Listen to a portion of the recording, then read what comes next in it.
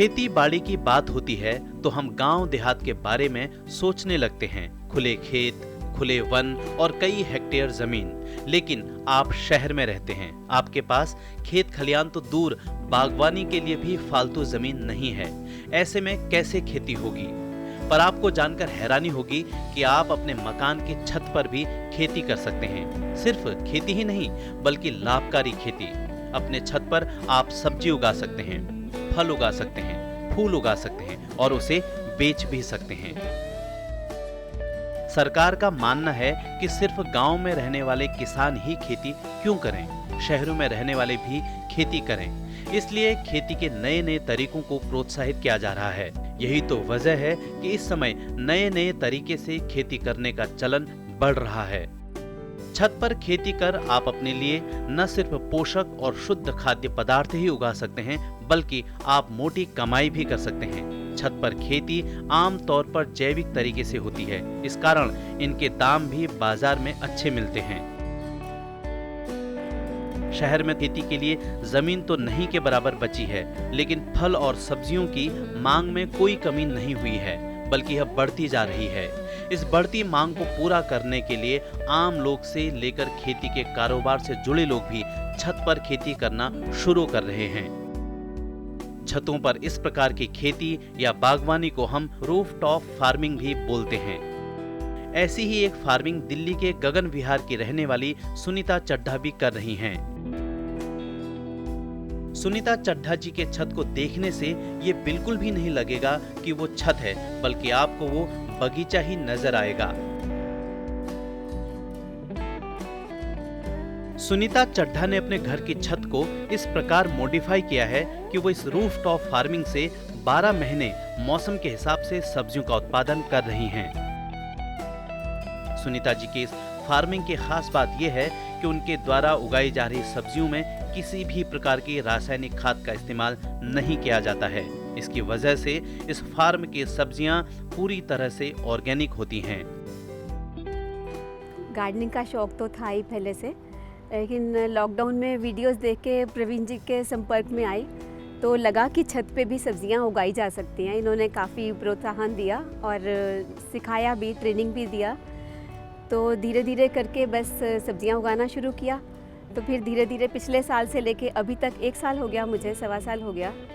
और पिछले साल के मुकाबले अभी तक मैंने काफ़ी ज़्यादा सब्जियां उगा ली हैं। कुछ एडिशंस भी कर लिए हैं, कुछ फलों के भी पौधे लगाए हैं जो आगे जाके थोड़े बढ़ जाएंगे। इस सीज़न में अभी टमाटर, गोभी और ब्रोकली, कैबेज, धनिया, पालक, बथुआ, मेथी, सरसों, मिर्ची और लेटस लगाया है और पकचोए भी लगाया है और गांठ को भी लगाई है। ये सब लगाया, शलगम भी लगाया।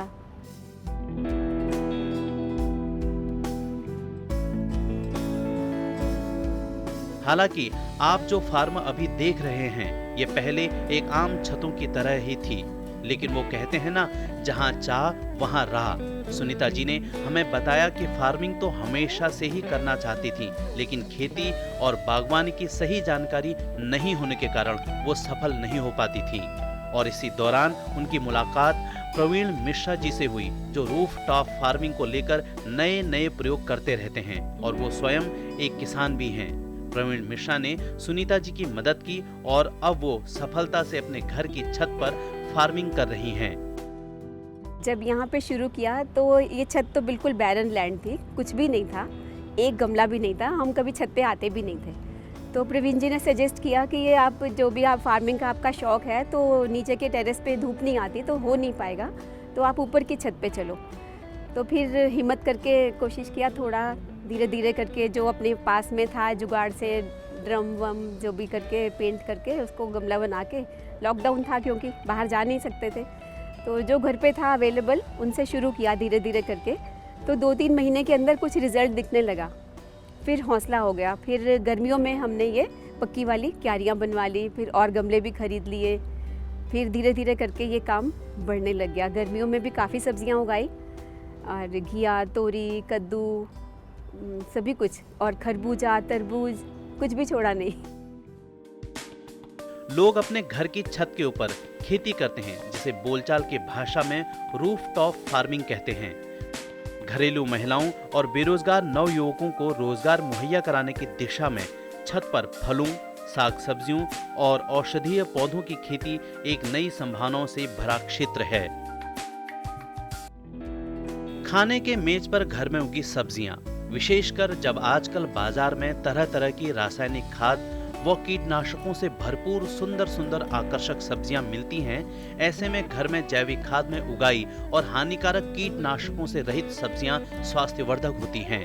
सामान्यतः 4 से 5 व्यक्तियों वाले परिवार के लिए 200 से 300 वर्ग मीटर भूमि पर्याप्त होती है। छत पर खेती कैसे करें?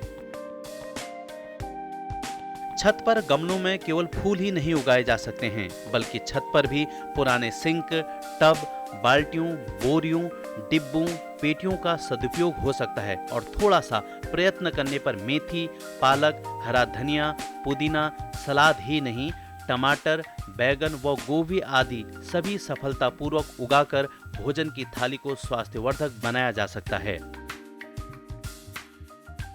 समय समय पर गुड़ाई करते रहें, इससे जड़ों को विकसित करने में सुविधा मिलती है। मूली, गाजर, चुकंदर के बीज व गोभी परिवार की पौध कभी भी एक साथ न लगाएं, बल्कि इनके चाहे बीज बोएं या फिर पौध लगाएं, इन्हें कम से कम 10 दिनों के अंतराल में लगाएं, नहीं तो एक साथ तैयार हो जाने पर इन्हें एक साथ प्रयोग में लाने की समस्या रहेगी। इनके बीज और पौध भी लगाएं, 10 दिन के अंतराल पर थोड़ा थोड़ा लगाएं। इसी प्रकार सलाद की भी बहुत सी किस्में आ गई हैं। आप थोड़े थोड़े पौधे ही लगाएं और आवश्यकता पड़ने पर सलाद के पत्ते चारों ओर से थोड़े थोड़े निकालते रहें और ऊपर वाले बीज के पत्तों को छोड़ दें। घर पर सब्जियां कहां-कहां लगा सकते हैं? घर के आसपास खाली पड़ी जमीन में, गमले और प्लास्टिक ट्रे में, घर की छत पर। रबी के मौसम की सब्जियां। रबी में सब्जियां सितंबर-अक्टूबर में लगा सकते हैं, जैसे फूल गोभी, पत्ता गोभी, शलजम, बैगन, मूली, गाजर, टमाटर, मटर, सरसों, प्याज, लहसुन, पालक, मेथी आदि। खरीफ के मौसम की सब्जियां। खरीफ में लगाने का समय जून-जुलाई है। इस समय भिंडी, मिर्च, लोबिया, अरबी, टमाटर, करेला, लौकी, तोरई, शकरकंद आदि सब्जियों को लगा सकते हैं। जायद की सब्जियां। जायद में सब्जियां फरवरी, मार्च और अप्रैल में लगाई जाती हैं। इसमें टिंडा, खरबूजा, तरबूज, खीरा, ककड़ी, टेक्सी, करेला, लौकी, तोरई, भिंडी जैसी सब्जी लगा सकते हैं। घर के चारों ओर खाली भूमि और व्यर्थ पानी और कूड़ा करकट का सदुपयोग हो जाता है। मनपसंद सब्जियों की प्राप्ति होती है। साल भर स्वास्थ्यवर्धक, गुणवत्ता युक्त और सस्ती सब्जी, फल और फूल प्राप्त होते रहते हैं। परिवार के सदस्यों का मनोरंजन और व्यायाम का अच्छा साधन है, जिससे शरीर स्वस्थ रहता है। पारिवारिक व्यय में बचत होती है। सब्जी खरीदने के लिए अन्यत्र जाना नहीं पड़ता। दरअसल सुनीता जी की ये कहानी अभी भी अधूरी है, क्योंकि आप जो उत्पाद देख रहे हैं इसमें डाले जाने वाली सभी प्रकार की खाद को घर में ही बनाया गया है और ये कैसे किया जाता है बताया जाना अभी बाकी है। और ये कोई भी रॉकेट साइंस जैसा नहीं है, बस जरूरत प्रकृति से जुड़ाव की और लगाव की है कि कैसे अपने आसपास हरियाली तो रखें ही, साथ ही घर से निकलने वाले कूड़े का प्रबंधन घर में करें और उसका सही इस्तेमाल करें। सुनीता चड्ढा ने भी यही किया। उन्होंने अपने किचन से निकलने वाले सभी प्रकार के हरे कचरे का प्रबंधन किया और उनसे बनी खाद का प्रयोग अपने फार्म पर किया। घर के कचरे से ही, क्योंकि ये दिमाग में हमेशा से था कि घर का कचरा बाहर नहीं फेंकना, बहुत बुरा लगता था। तो खाद बनानी आती नहीं थी, तो सारी वो स्मेल आने लग जाती थी, कुछ दिनों में घबरा के फेंक दिया करती थी। तो फिर जब इनसे तकनीक सीखी तो अब समझ में आया कि इतना मुश्किल नहीं है, बस इसको सिलसिलेवार चलना है। तो घर के अभी एक भी मतलब 1-1.25 साल 1.5 साल से एक भी छिलका हम घर का बाहर नहीं जाने देते। पूरा का पूरा उसको हम कंपोस्ट में ही कन्वर्ट करते हैं। और जितने बल्कि पार्क से भी उठा के ग्रीन लीव्स जितने भी पत्ते मिलते हैं वो ला के सुखा के उनकी भी मैं कंपोस्ट बनाती हूँ। ऑर्गेनिक मैटर जितना हो सके ज़्यादा से ज़्यादा यूज़ करने का हमारा वो रहता है इसमें, क्योंकि लोगों को भी मैं यही बोलना चाहती हूँ कि कुछ भी फेंके नहीं, बाहर नहीं फेंके, एटलीस्ट दूसरों के लिए दिक्कत क्यों पैदा कर रहे हैं। एक तो पॉल्यूशन बढ़ रहा है, हमारी सॉइल भी डिप्लीट हो रही है, हमारी सॉइल भी थोड़ी अच्छी रिच हो जाएगी उससे। तो ये मेरी कोशिश है और मेरा मन तो मेरा करता है कि जो लोग छिलके फेंक रहे हैं उनसे भी लेके यहाँ पे कंपोस्ट में डाल लूँ। हरियाली के साथ साथ कचरा प्रबंधन आज शहरी जीवन की मांग है।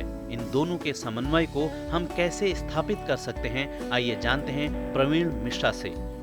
घर से निकलने वाला कचरा अपने आप में परेशानी का एक सबब है और इस कचरे को जब हम सड़क किनारे देखते हैं तो काफ़ी बुरा लगता है। और इस पूरी तकनीक को इस तरह से एक सिस्टम दिया गया है जिससे कि घर से निकलने वाले कचरे को सड़क पर जाने से हम रोक सकें और साथ में हम अर्बन सेक्टर में छत पर बागवानी कर सकें, जिससे कि बहुत सारे नागरिक प्रेरित होकर अपने शहर को, अपने देश को स्वच्छ रखने की दिशा में आगे बढ़ें। आज के समय में हम कचरा समझते हैं, ये हमारे लिए एक हरा सोना है और इस ग्रीन गोल्ड को हम लोग कन्वर्ट करते हैं कंपोस्ट में, जो कि काफ़ी हद तक सफल है पौधों के पोषक तत्वों की पूर्ति करने के लिए। तकनीक बहुत आसान है और आप इस तरह का एक बिन ले सकते हैं। बिन की खासियत ये होगी कि ये अलग अलग टाइप के बिन बना सकते हैं अपने ज़रूरत के अकॉर्डिंग।